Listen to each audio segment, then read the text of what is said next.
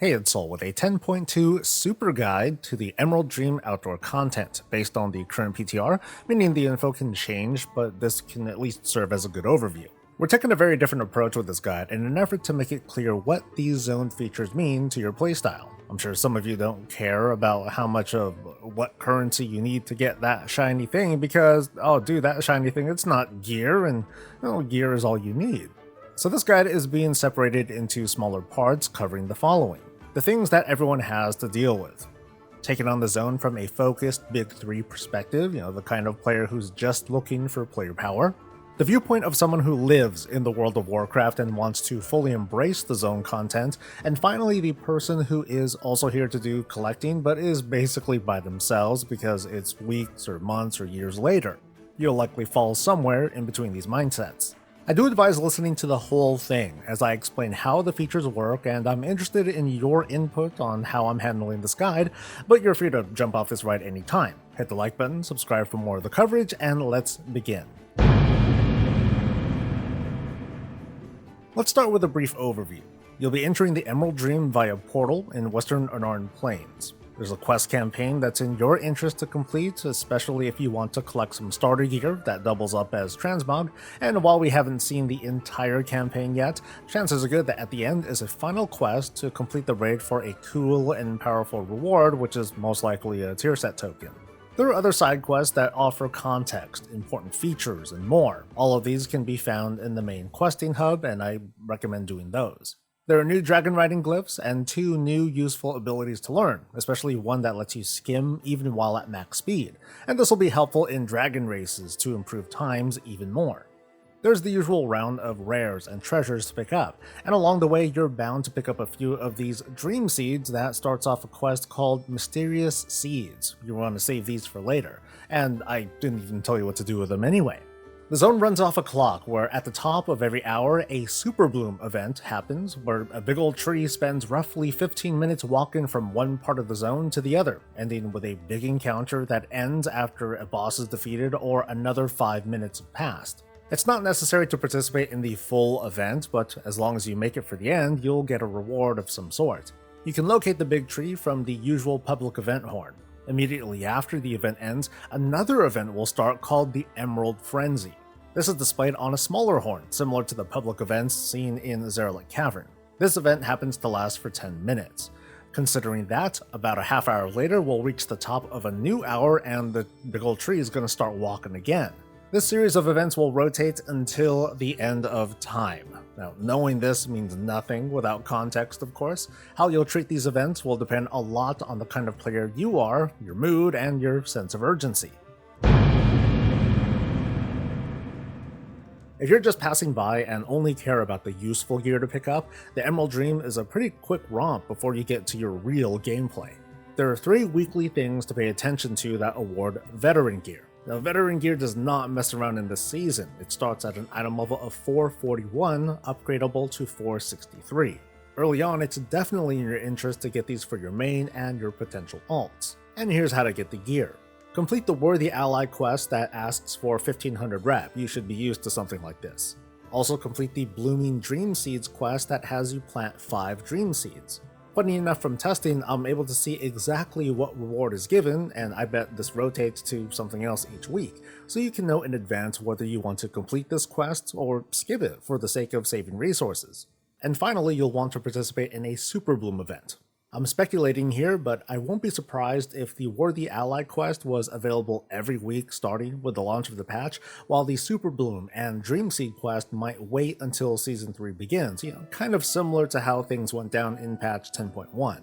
It also goes without saying that there's going to be a world boss somewhere when the season begins as well. Be sure to knock that out for a chance at champion gear, but for now I'm going to focus on what seems to be guaranteed. Assuming all features are available, you want to wait until the next Superbloom event, which is again at the top of every hour. To be more precise though, you want to make sure that you show up before the Superbloom event ends, which is between 15 to 20 minutes past the hour. You'll want to adjust your schedule depending on how quickly you can get to the site. The Superbloom rewards are more potent depending on how much the tree is being helped out, but the initial reward is what gets you the veteran gear. Getting a better bloom is nice, you get a bit of extra goodies, but it's not super important. It's not for you. Along with gear, the Superbloom gives 1,000 reps, so you not only get gear, you're almost done with the Worthy Ally quest. You can do this in any order, but what you can do now is plant some Dream Seeds according to the Blooming Dream Seeds quest, but only if the gear that's presented is something that you want. Again, it's pretty interesting that this quest will show you exactly what you're getting as opposed to the usual random loot box. If you're doing this quest, all you have to do is fly around for what is called an Emerald Bounty. They're displayed as this seed-looking icon on the minimap. You might have also picked up some seeds from questing, upping renown, and so on. Early on, there might be a lot of people running around planting seeds as well, which might be a little bit annoying. You want to keep looking around or just return when it's less busy. Once you plant a Dream Seed, you're welcome to stick around and help it grow, so you can get like a goodie bag and you can get currency that you can collect to get cosmetics, or you can just leave. The quest isn't asking you to restore the entire Emerald Dream just to plant a handful of seeds. If you don't feel like there's a point with helping out with these seeds, just move on, plant, and then go turn in the quest. The rep is all you have left to do. You could just cherry pick whatever world quest content you like to get the rep that you need, and turn it in for a loot box with more veteran gear to hopefully help you out. Once you've gotten all 3 drops and checked in with the world boss, that's pretty much it. So I'll summarize your things to do for the week, assuming that you have all this stuff unlocked. Show up at the Emerald Dream and pick up the 2 weekly quests to farm rep and get Dream Seeds. Make sure you do this before the Superbloom event is done. There's a freak chance that you might be flying over to pick up the quest, be a little bit too close to the Superbloom, and complete the event by accident. You'd end up earning rep before you pick up the quest, and that would feel bad. I haven't tested that theory extensively, but I mean, do you really want to test it out? No more than 15 minutes after the hour, hit up the Superbloom event to get your first piece of veteran gear. Plant seeds to complete the Dream Seed quest, then knock out the rest of the Reputation quest while looking for more Dream Seeds ahead of next week.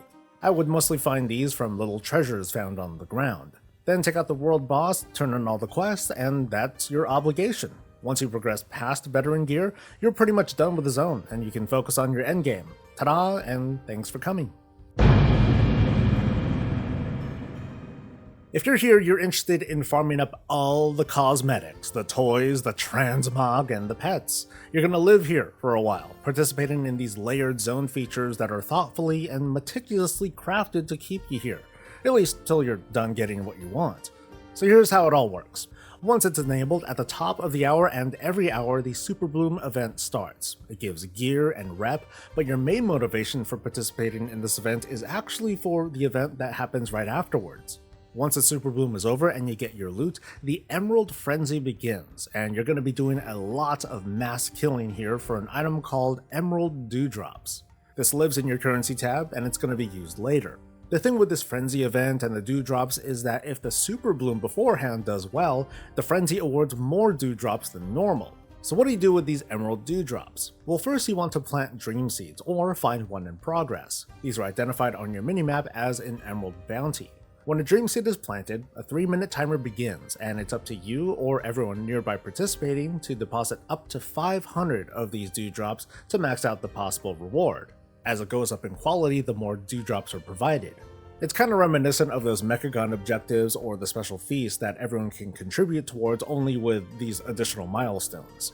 So it doesn't necessarily have to be only you who plows in all of them Dewdrops. What you can do is plant a Dream Seed and just wait. Ideally, you can find another person's Dream Seed that's already maxed out and you lose no resources. This is bound to happen in the first few weeks of the season at least. There's small things you can do in the area to earn extra Dewdrops while this is going on, but it's a pretty trivial amount. So you just feel free to keep yourself busy as you wait for the seed to sprout. But I suggest waiting until like the last minute or so before going ahead and filling up the Dream Seed if it hasn't already. This is just in case someone else shows up and decides to help. I mean, you might as well save your own Dewdrops. They, I guess, ought to be grateful to find your seed. And the roles can reverse too. If you find a seed in progress, it might be a kind courtesy to help out. Or not, you can be a mooch as well. But if you're alone or not interested in playing chicken, just feed the seed. After the 3 minutes are up, the Dream Seed spits out a treasure that everyone can pick up. Again, its potency depends on how many Dewdrops were deposited, with quality going all the way up to Epic. Of course, there are seeds of different quality as well. The primary loot from the Emerald Bounty is this stuff called Seed Bloom.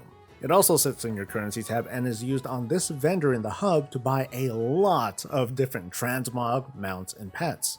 From these bounties, you'll also get an assortment of resources and sometimes a pet or even a mount. So where does one get these dream seeds? The basic or uncommon seeds can be found on the ground like any other treasure throughout the zone. Rare and epic dream seeds can be given from questing. There's also a special kind of vendor at the questing hub who asks for a pretty copious amount of crafting materials in exchange for a package that you can turn in for reputation and more dream seeds with a cooldown of 1 week. I'd only recommend this route if market prices are good, as I figure the point of this exchange is to regulate the current oversupply of materials. This next bit here is speculation. I want to make this clear. It might not be true. I only have one test sample to work with. When I happened to complete a rare or a blue dream seed, I maxed out on dewdrops myself to see what would happen. I got a sizable amount of seed bloom, but I also got this pet, Snoozles. Very cute. Now, Snoozles is also sold by this cosmetics vendor I mentioned, so what I speculate is that many, maybe even all of the rewards from the Superbloom and Emerald Bounty events can be bought from this vendor. It's kind of like how time rifts worked out. If your luck is crap, you can just use the currency you've been getting to get exactly what you want. If that's the case here, it's the best protection against bad luck. I should also point out that the transmog options include armor types that your character can't use but can be traded account-wide. This means you could potentially use a single character to do all the farming. I just laid down a lot of extra info, so let's put this all into context. What are you going to do if you intend to farm up the zone? First, you want to show up at the top of the hour to help out with the Superbloom. Once that's over, head over to farm dewdrops from the Emerald Frenzy. Your best bet would be to use a character who can quickly tag a bunch of mobs to loot them. By the time the frenzy is over, you're free to plant dream seeds or fly around to find others, as this is probably the best time to do it. But also keep in mind that after the 20-minute Superbloom and the 10-minute Frenzy, it's only a half hour before the next Superbloom.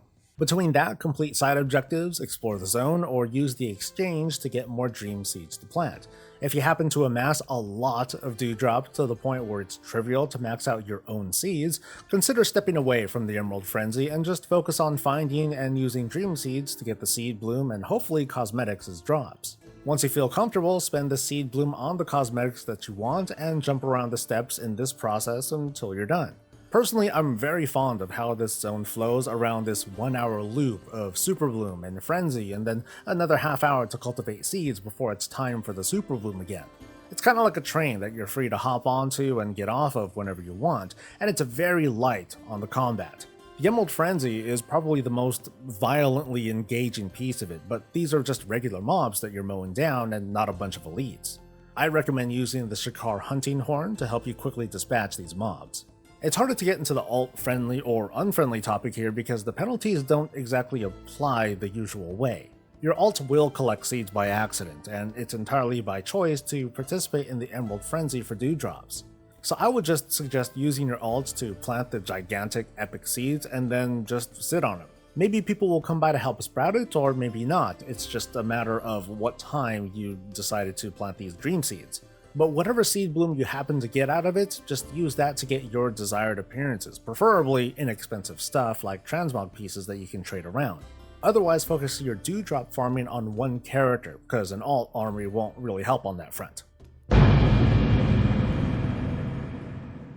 So you're here because you're wondering how much of a pain in the ass the zone is going to be once everyone's moved on and the forums are all abuzz about how this is dead content. I'm here to provide some facts and a bit of reassurance. My testing of this feature was done over on the PTR, and naturally, I was pretty alone doing it. So here's what it's like doing this zone content all by your lonesome. The Superbloom is a glorified escort quest where nothing bad really happens. I don't recommend trying to fill up the bar, although I wasn't able to properly test out picking up some amazing power fruit stuff that you can use during this event. Maybe someone can solo their way to getting a legendary run, but I'm not going to stress over it. Go ahead and let the Superbloom event finish, or just show up right before it ends so you can get a weekly reward and reputation, but you definitely want to participate in the Emerald Frenzy event right after. You're probably overgeared and overleveled for this, so go ham. Get as many dewdrops as you can during the 10-minute period. Now it's time to work those dream seeds. You'll get most of them from exploration, but you'll get a handful from other sources like weekly quests, where the only purpose really is to just get more seeds and maybe rep if you need it. As you plant dream seeds, max them out with dewdrops, especially the rare and epic seeds for the hopes of mounts and pets dropping. But your aim is to amass a bunch of seed bloom to later spend on the cosmetics that you want. Let's not kid ourselves though, there's no doubt that this won't be as fast as it would have been while current, but it shouldn't be what any would consider challenging either. For most folks, I suggest that outside of your must-have items, like if you're going for completion, save up like, I don't know, 5 to 10,000 seed bloom before you start spending, because there's a pretty good chance that you'll get more than a few goodies that you now don't need to spend seed bloom on, and that's pretty cool. Of course, this all depends on my theory that the seed bloom vendor sells the actual loot table of all the cosmetics that come from the zone. Now it's time for some commentary. I'm finding this particular zone to be very thoughtful with regards to catering to the different player behaviors. It's a zone with all the typical stuff like treasures and rares and world quests and more, but the rewards seem designed in a way that suggests a grind that isn't dependent on being powerful, although it does help. Meanwhile, there are challenges like the rares and such, although I haven't done enough testing to know exactly what drops from them. The whole thing is just pretty solo friendly is what I'm saying, and while there are clear advantages of doing your collections while the zone is current, it doesn't mean that months or years later players are being disadvantaged. And on this looping train of rewards, there are clear jumping off points and a threshold to reach where one doesn't have to participate at all. I know the way I framed this guide made it longer than it needed to be, but I hope this better illustrates what's going on in this zone according to your behavior, and you still might hate it. For now though, that's it. Please let me know if there are any major corrections that need to be made, and I may do a re-release of this guide, or not if it's like super perfect, and I'd appreciate your input on this sort of style that considers the different kinds of audiences that make up our community. Please hit the like button, subscribe for more commentary, catch me live on Twitch, and I'll catch you later. Stay safe, stay healthy, and stay breezy.